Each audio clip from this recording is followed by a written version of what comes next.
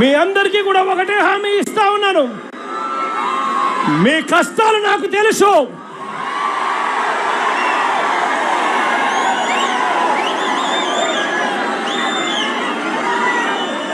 నేను ఉన్నాను అని మాత్రం మీ అందరికీ చెప్తా ఉన్నాను.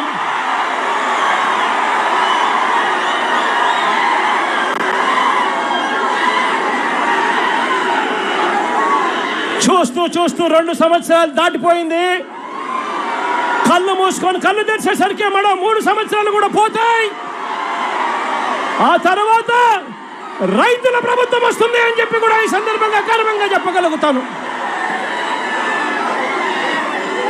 మళ్ళీ యాప్సడా పూర్వ వైభవంలోకి వస్తుంది. ముఖ్యమంత్రి చైర్మన్ గా కూర్చుంటాడు. ఈ సిండికేట్ను కూకటి వేలతో సహా నరికేస్తాడు అని చెప్పి కూడా ఈ సందర్భంగా తెలియజేస్తా ఉన్నాను.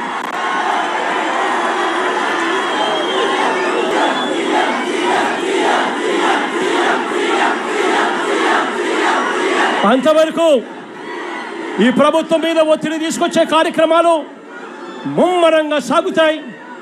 వైఎస్ఆర్సీపీ ప్రభుత్వం ఆక్వా రైతులకు, రైతాంగానికి, అన్ని పంటలు కోల్పోయి ఉన్న ఈ రాష్ట్రంలో రైతాంగానికి ప్రతి